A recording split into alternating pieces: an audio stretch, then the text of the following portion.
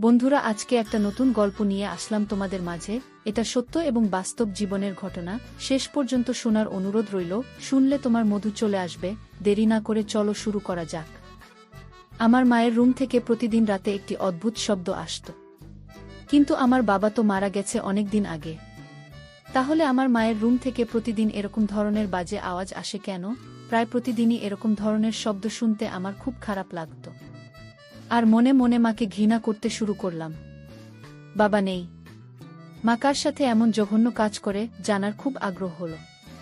আর এই জন্য আমি একদিন রাতে আমার ঘরে লুকিয়ে রইলাম। তারপর আমি যা দেখতে পেলাম তাতে বন্ধুরা আমার মাথায় যেন আকাশ ভেঙে পড়ল। বন্ধুরা, গল্পটি অনেক ইন্টারেস্টিং। আশা করি শুনলে তোমরা অনেক মজা পাবে। তাহলে চলুন বন্ধুরা, গল্পটি শুরু করি। গল্পটি শুরু করার আগে বন্ধুরা, তোমাদের নিকট আমার ছোট্ট একটি অনুরোধ। দয়া করে তোমরা আমার চ্যানেলটি সাবস্ক্রাইব করে আমাকে সাপোর্ট করবে। বন্ধুরা, আমার নাম অনিকা শর্মা, থেকেই আমার ডাকনাম তিথি।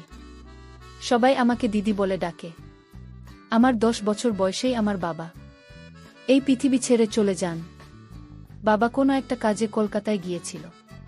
কয়েকদিন পরে সেখান থেকে খবর এল যে তিনি আর এই পৃথিবীতে নেই। সেখানে ভয়াবহ একটি আগুন লেগেছিল, যার কারণে তার লাশটুকু পাওয়া যায়নি। আমাদের জন্য এই খবরটা মাথায় আকাশ ভেঙে পড়ার মতো ছিল সবার মতো আমিও। আমার বাবাকে ভীষণ ভালোবাসতাম।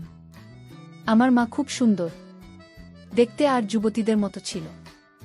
বাবা মারা যাওয়ার পর দ্বিতীয় বিয়ের জন্য অনেক সম্বন্ধ এসেছিল, কিন্তু তবুও তিনি দ্বিতীয় বিয়ের জন্য না করে দিয়েছিলেন। এই ব্যাপারটা আমাদের পরিবারের সবাই একটু অবাক হয়েছিল, কারণ আমার মা তো বাবাকে ভালোবাসত না, উল্টে তার সাথে সারাক্ষণ ঝগড়া করত। বাবার কোনো ভালো চাকরি ছিল না, আর আমার মা একটা ধনী পরিবারের মেয়ে। দাদু আমাদের সংসারের পুরো খরচ চালাতেন, আর সারাক্ষণ আমার বাবার উপর চেঁচাতেন। আমার মা ও দাদুর সাথে মিলে বাবার উপর চেঁচাতেন। এসবের কারণে আমার বাবা ভীষণ কষ্টের মধ্যে থাকতেন। আমি প্রায়ই আমার বাবাকে লুকিয়ে লুকিয়ে কাঁদতে দেখতাম, আর সব সময় খুব টেনশনে থাকতে দেখতাম। কখনো কখনো বাবা আমায় বলতো, আমি তোকে ভীষণ ভালোবাসি, উত্তর কারণেই ঘর সংসার ছেড়ে কোথাও যেতে পারছি না। আমি বাবাকে বলতাম, এই পৃথিবীর সবথেকে ভালো বাবা তুমি। আর একজন মেয়ের জন্য বাবাই তার কাছে সবকিছু। সে তার বাবা আর যাই হোক না কেন, সেই তার সব। বাবা যখন আমাদের ছেড়ে চলে যান, সেই সময় আমি খুব ছোট। মাকে আমি ততটা ভালোবাসতাম না যতটা আমি আমার বাবাকে ভালোবাসতাম। ছোট ছিলাম, তাই এই কষ্টটা কোনো রকমভাবে আমি সহ্য করে নিয়েছিলাম। কিন্তু বাবার স্মৃতি আমার মনের মধ্যে গেঁথে গিয়েছিল। আমার অনেক সমস্যা ছিল, যার মধ্যে সবচেয়ে বড় সমস্যা হলো আমার কনফিডেন্সের অভাব। আমি কারো সামনে ঠিকভাবে কথা বলতে পারতাম না। বাবার এই অবস্থা দেখে আমি সব সময় হেজিটেশনে থাকতাম, কারো সাথে ঠিকভাবে মিশতে পারতাম না। আমি খুব কষ্ট করে স্কুলে পড়াশোনা করতাম।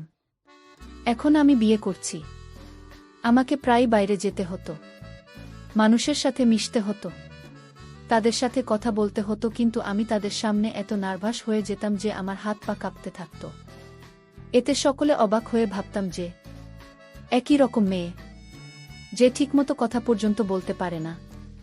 সব সময় আমার মনে হতো যে আমি এই পৃথিবীতে একা, আমার কেউ নেই। কিন্তু আমার মায়ের জীবন বাবার মৃত্যুতে কোনো রকম প্রভাব পড়েনি। মা সবসময় সেজেগুজে থাকত, নিজের যত্ন নিত, মাঝে মধ্যেই বাইরে ঘুরতেও যেত।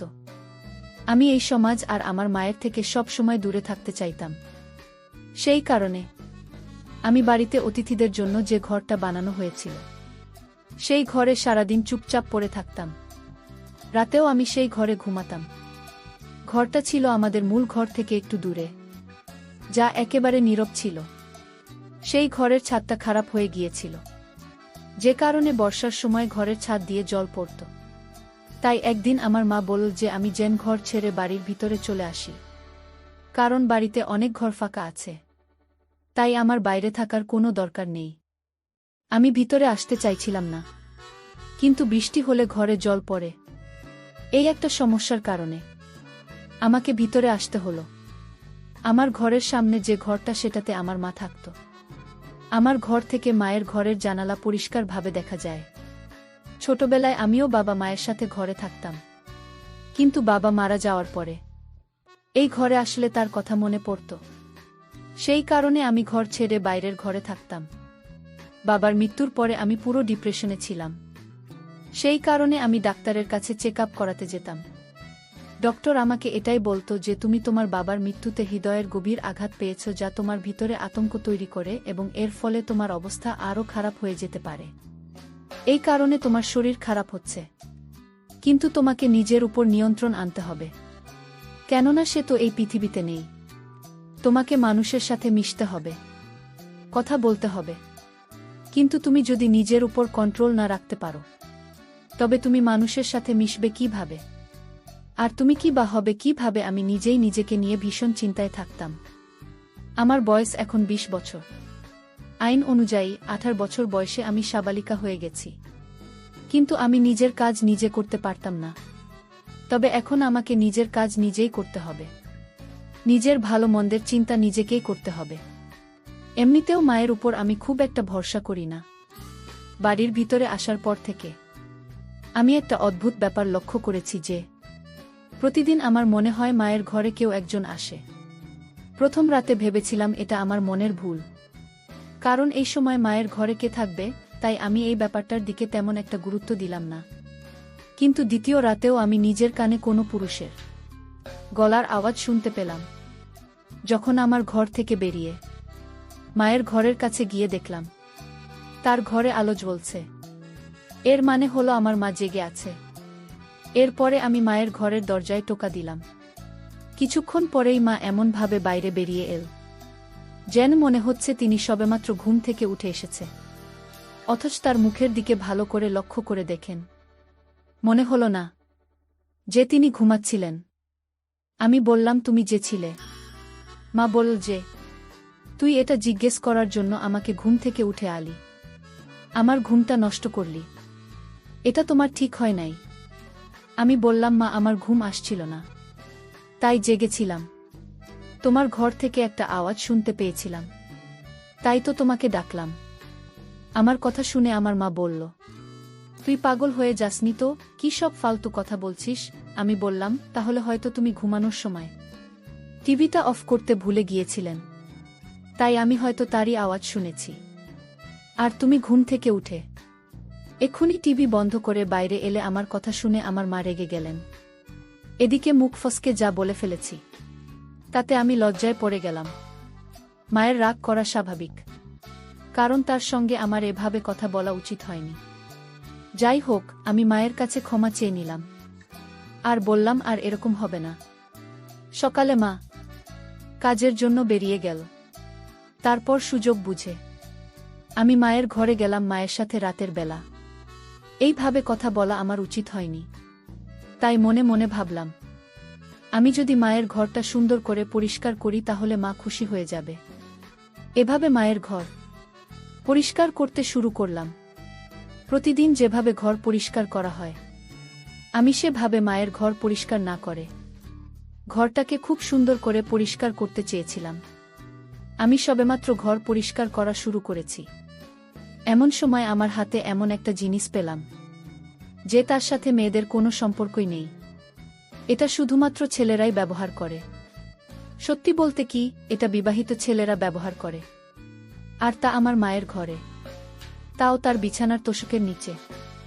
আমি খুব অবাক হয়ে গিয়েছিলাম, কিন্তু আমি এ ব্যাপারে আমার মাকে জিজ্ঞেসও করতে পারবো না, কারণ জিনিসটা দেখে আমার লজ্জা লাগছিল। কিন্তু এই জিনিসটা মায়ের ঘরে কিভাবে এলো আমি খুব চিন্তা করতাম। হঠাৎ আমি বাড়ির বাইরের দরজায় যেন আওয়াজ পেলাম। আমি ভাবলাম হয়তো মা এসে পড়েছে, তাই ঘর পরিষ্কার না করে আমি তাড়াতাড়ি করে আমার ঘরে চলে এলাম। এরপরে আমি ঘর পরিষ্কার করার ব্যাপারটা আমার মাথা থেকে বের করে দিলাম। কয়েকদিন পরে আমি আমার মায়ের একটা সত্যি জানতে পারলাম। সেটা হলো আমার মায়ের ঘরে টিভি তো আছে, কিন্তু সেটা খারাপ চলত না। এই খবরটা আমাকে আমাদের বাড়ির চাকরানির বলেছিল।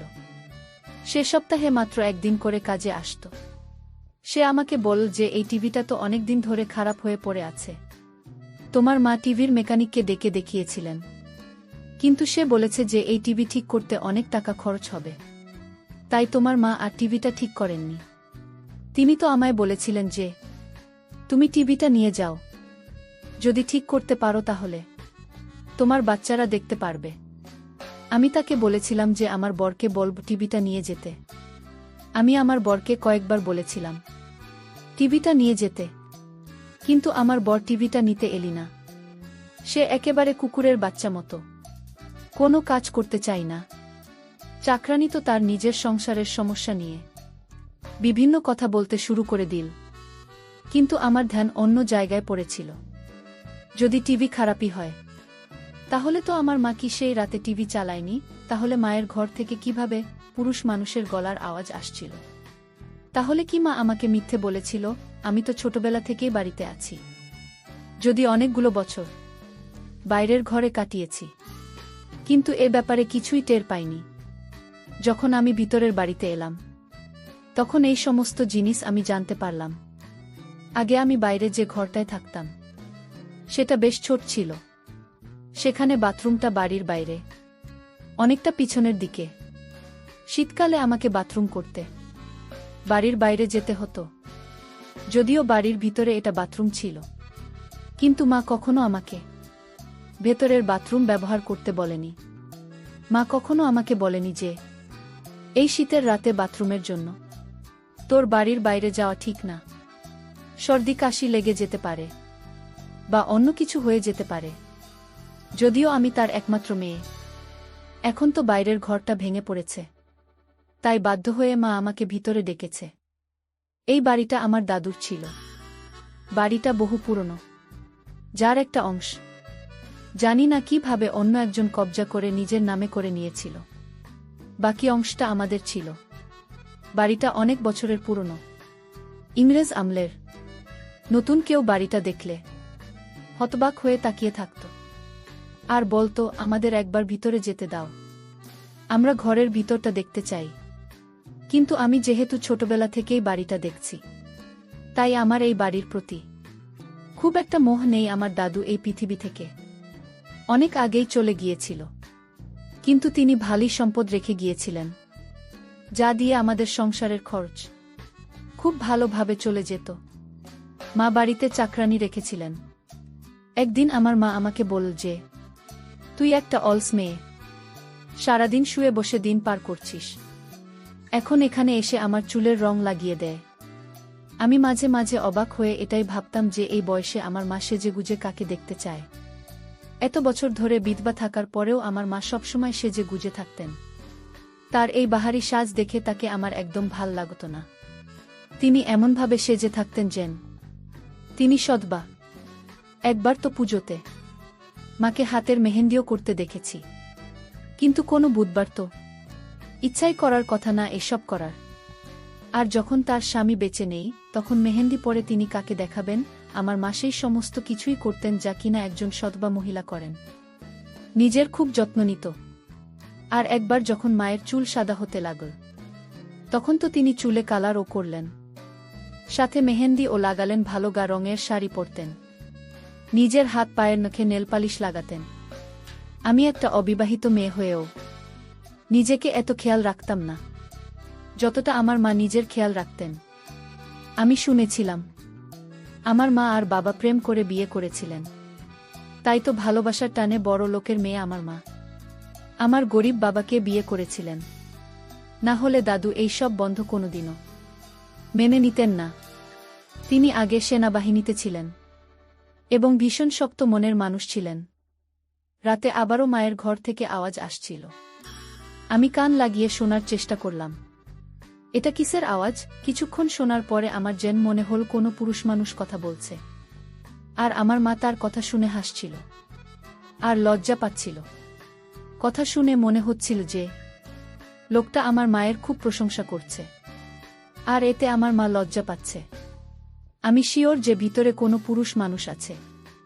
যাই হোক, চুপ করে ঘরে এসে শুয়ে পড়লাম। কয়েকদিন পরে আমার বাবার বাৎসরিক কাজ। প্রথম থেকেই বাবার বাৎসরিক কাজের দিন আমার মন ভার হয়ে থাকত। মনে হতো যেন আজকে উনি আমাদের ছেড়ে এই দুনিয়া থেকে চলে গেছেন। বাবার বাৎসরিকের দিন সকালে দেখলাম মা সেজেগুজে বাইরে বেরিয়ে এল। মাকে সেদিন খুব রোমান্টিক মনে হলো। আমি মাকে বললাম, আজকের দিনে অন্তত সাদা কাপড় পরে আসতে পারতে। শুনেছি বিদ্যা সেজেগুজে থাকলে তাদের স্বামীর আত্মা কষ্ট পায়। মা বল, কি বলতে চাইছিস তুই? আমি বললাম, বাবা রাজ বাৎসরিক কাজ, তাই আজকের দিনটা অন্তত নর্মাল ভাবে থাকো। তখন মা বলল, তোর বাবা অনেক দিন আগে মারা গেছে, তাই এখন এসব বাৎসরিক তার শরিক করে কোনো লাভ নেই। কিন্তু আমি বললাম, আমি প্রত্যেকবারের মতো কিছু গরিবকে সাহায্য করব। মা বলল, তাহলে তাই কর। আমি বললাম, তুমি কোথায় যাচ্ছ? মা বলল যে আমার এক বন্ধুর মেয়ের বিয়েতে যাচ্ছি। আমি বললাম, আজ তো তোমার স্বামীর বাৎসরিক কাজ, আর তুমি আজকে তোমার বন্ধুর মেয়ের বিয়েতে যাচ্ছ। মা বলল যে বাৎসরিক আজ প্রত্যেক বছর হয়, কিন্তু বিয়ে প্রত্যেক বছর হয় না। যে মারা গেছে তার জন্য আমি আমার এত ভালো বন্ধুকে কষ্ট দিতে পারবো না। তারা খুব বড়লোক, আর তারা শহরে থাকে। আমি তার বড় ছেলের সাথে তার বিয়ে দিতে চাই। এই সময় আমি মাকে বললাম, যখন তোমার বন্ধু জানতে পারবে যে তুমি তোমার বরের বাৎসরিক কাজের দিন সেজেগুজে বিয়ে খেতে গেছ, তখন তারা তোমার সম্বন্ধে কি ভাববে? তারা তো তোমাকেও মানুষ ভাববে। আমার কথা শুনে মা বলল, তুই ভীষণ বাজে হয়ে গেছিস। আমার সামনে তুই এত কথা বলছো কেন? খবরদার বলছি, এরপর তুই যদি আমার সামনে এই ধরনের বাজে কথা বলিস, তাহলে আমার থেকে খারাপ কেউ হবে না। তোর বাবা তো এরকম ছিল না। জানি না তুই কার মতো হয়েছিস। আমি বললাম, তিনি তোমার স্বামী, আর আমার বাবা ছিলেন। তার জন্য তো তোমার একটুখানি সময় বের করা উচিত। কিন্তু তুমি না তো আমার পরোয়া করো, না তো বাবার পরোয়া করো। কে থাকল আর কে গেল তাতে আমার কিছু যায় আসে না। এবার তো মা কোনো কথার জবাব না দিয়ে বাড়ি থেকে বেরিয়ে গেল। কিন্তু ওই রাতে আমি কিছু এমন দেখলাম যা দেখে আমার পায়ের তলা থেকে মাটি সরে গেল। রাত্রে আমার ঘুম আসছিল না বলে আমি জেগেছিলাম। এই দিনটিতে এমনিতেও আমার ঘুম আসতো না। আজকের দিনটা আমার জীবনের সবথেকে বাজে দিন। আমি যেন মায়ের ঘরের জানলা দিয়ে কোনো একটা লোকের ছায়া দেখতে পেলাম। আমি পুরোপুরি শিওর হয়ে গেলাম যে আমার মায়ের ঘরে কোনো লোক আছে। আমি তাড়াতাড়ি উঠে এক মুহূর্ত নষ্ট না করে তার ঘরের সামনে গিয়ে দরজায় টোকা মারতে লাগলাম। মোটামুটি 34 মিনিট পরে আমার মা দরজা খুল। আমি শিওর ছিলাম এই ঘরে যে ছিল সে বাইরে বেরোতে পারেনি, ঘরেই আছে। আমি তাড়াতাড়ি করে ঘরের ভিতরে গেলাম, কিন্তু ভেতরে গিয়ে যা দেখলাম তাতে আমার পায়ের তলা থেকে যেন মাটি সরে যাচ্ছিল, কারণ ঘরের ভিতরে কেউ নেই। আমি ঘরের চারিদিকে দেখলাম, কিন্তু কেউ সেখানে নেই। তাহলে যে লোকটাকে আমি ঘরের ভিতরে দেখলাম সে গেল কোথায়? তাই কথা ঘোরানোর জন্য আমার মাকে বললাম, বাথরুমে যেতে হবে, কিন্তু বাইরের নল দিয়ে জল পড়ছে না, তাই তোমার বাথরুমে যাওয়ার জন্য এসেছি। এরপরে আমি বাথরুমে ঢুকে সেখানেও কাউকে দেখতে পেলাম না। আমি অবাক হয়ে ভাবছি, লোকটার ছায়া দেখলাম আর আওয়াজ শুনলাম, অথচ ঘরের মধ্যে সে কোথাও নেই, যেন হাওয়ায় মিলিয়ে গেছে। কিন্তু আমি এ ব্যাপারে আমার মায়ের সাথে কোনো কথা বললাম না, কারণ আমার কাছে কোনো প্রমাণ নেই। আমি এমনি এমনি বলছিলাম যে আমার বাথরুমের কল খারাপ হয়ে গেছে, তাই আমি এখানে এসেছি। কিছুক্ষণ পরে বাথরুম থেকে বেরিয়ে আমি আবার আমার ঘরে ফিরে এলাম। কিছুক্ষণ পরে আবারও আমার মায়ের ঘর থেকে হালকা হালকা আওয়াজ আসতে লাগল। আমি মনে মনে ভাবছি, হয়তো আমার মা পাগল হয়ে গিয়েছে, অথবা আমার মায়ের ঘরে কেউ না কেউ তো নিশ্চয়ই আছে যার সাথে আমার মা কথা বলছে। কোনো একটা ব্যাপার তো নিশ্চয়ই আছে, আর তা না হলে ওই ঘরের মধ্যে কোনো ভূতপ্রেত আছে যে আমাকে দেখলে অদৃশ্য হয়ে যায়। কেননা কোনো মানুষের পক্ষে এত তাড়াতাড়ি ঘর থেকে বেরিয়ে যাওয়া সম্ভব না, আর বেরোবেই বা কোথা দিয়ে? ঘরের দরজা দিয়ে যেতে পারবে না, কারণ আমি দরজা দিয়ে ঢুকেছি। আর জানলা দিয়েও যেতে পারবে না, কারণ জানলা ছিল খুবই ছোট। এসব চিন্তা করতে করতে আমার মাথায় প্রচুর যন্ত্রণা হতে শুরু করল, আর আমি এসব কথা কাউকে বলতে পারছিলাম না। এতদিন আমি চিন্তায় ছিলাম এটা ভেবে যে কেন আমার মা এতদিন বিয়ে করেননি, আর বিয়ে না করেও তিনি সবসময় এত খুশি থাকেন। কি করে? আমি এতদিন ভাবতাম আমার মা বুঝি এখনও বাবাকে খুব ভালোবাসেন, সেজন্য আমার মা অন্য কোনো পুরুষকে বিয়ে করেনি। কিন্তু এখন তো বুঝতে পারছি যে নিশ্চয়ই আমার মায়ের অন্য কোনো ব্যাপার আছে। তার জীবনেও হয়তো কেউ আছে, আর সে হয়তো আমার মায়ের সাথে খুব বাজে কাজ করে। না হলে সে রাতের বেলা ঘরের মধ্যে কি করে? আমার প্রমাণ দরকার। কেননা আমি আমার মাকে বোঝাতে চাই যে আমি এখন আর বাচ্চা নই, আমি সমস্ত কিছু বুঝতে পারি। আর যার বিবাহযোগ্য মেয়ে আছে তার এসব মানায় না। যদি এমনটা সত্যি হয় তাহলে আমি আর এখানে থাকতাম না, এখান থেকে অন্য কোথাও চলে যেতাম। কেননা আমি এভাবে এখানে থাকতে পারবো না।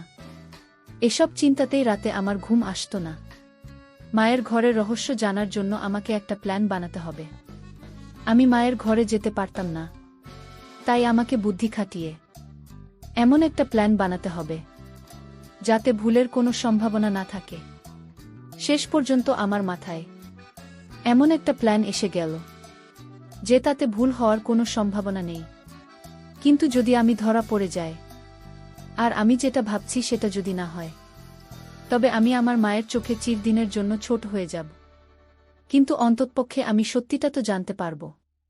আর এমনিতে আমি শিওর ছিলাম যে মায়ের চোখে আমি ছোট হব না, বরং তিনি আমার চোখে চিরদিনের জন্য ছোট হয়ে যাবেন। তাই আমি মনে মনে ভেবে নিয়েছি যে আমাকে কি করতে হবে। বিকেলবেলা আমি আমার মাকে বললাম যে আজ আমি আমার এক বন্ধুর বাড়িতে পড়তে যাব, আর আমি রাতে ওখানে থাকব। আমার মা বলল, ঠিক আছে, খুব ভালো কথা, মন দিয়ে পড়াশুনো করো। মনে হয় আমার মা খুব খুশি হয়েছিল যে আমি রাতে বাড়িতে থাকব না। যাই হোক, আমি বাড়ি থেকে বেরিয়ে গেলাম এবং কিছুক্ষণ পরে মাকে ফোন করে বললাম যে আমি আমার বন্ধুর বাড়িতে চলে এসেছি। যদিও আমি বাড়ি থেকে কোথাও না গিয়ে বাড়িতেই লুকিয়েছিলাম। আমার মা বলল, ঠিক আছে, সকালে ঘুম থেকে উঠে ধীরে সুস্থে বাড়িতে ফিরে আসিস, তাড়াহুড়োর দরকার নেই। কিন্তু আমি তো আমার বন্ধুর বাড়িতে যাইনি, আমি তো আমার মায়ের ঘরে লুকিয়ে আছি।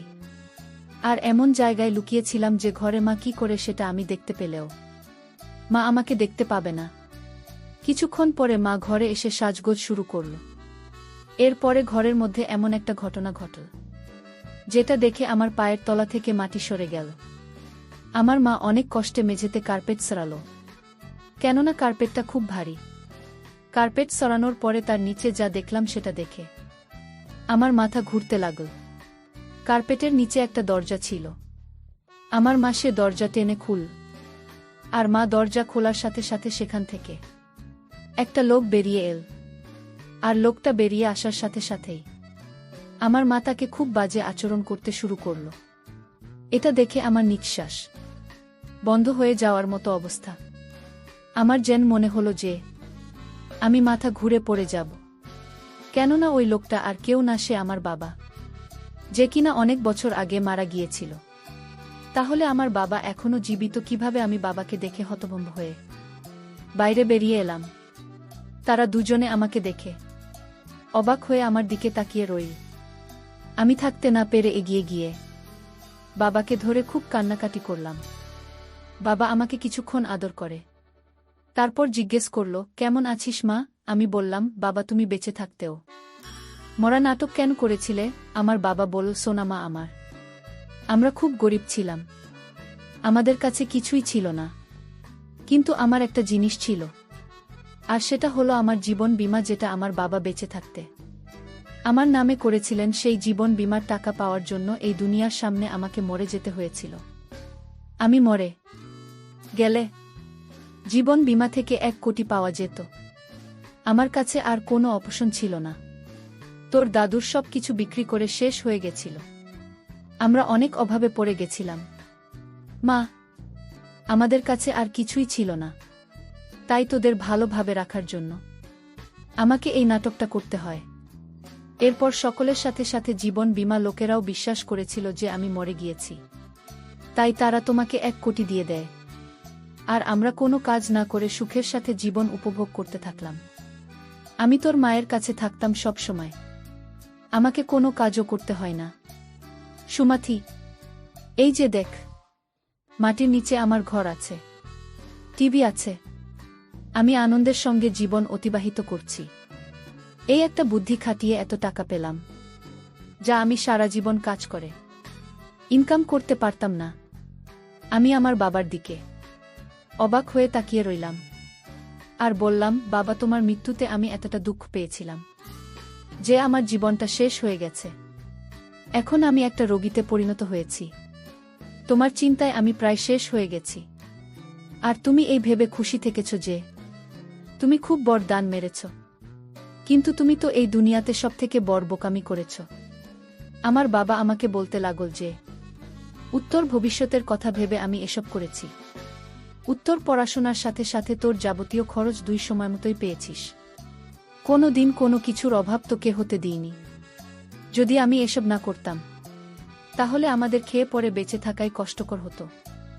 আমি আমার বাবাকে অবাক করে দিয়ে বললাম যে, বাবা, তুমি আমার জীবনটা নষ্ট করে দিয়েছ। আমার জীবনে অর্থের দরকার ছিল না, আমার দরকার ছিল বাবা, তোমার আদর, তোমার স্নেহ, তোমার ভালোবাসা, তোমার মায়া মমতা। অর্থের মূল্য দিয়ে বাবা তুমি তা বিচার করতে পারবে না। বাবা, তুমি কি আমাকে ফিরিয়ে দিতে পারবে?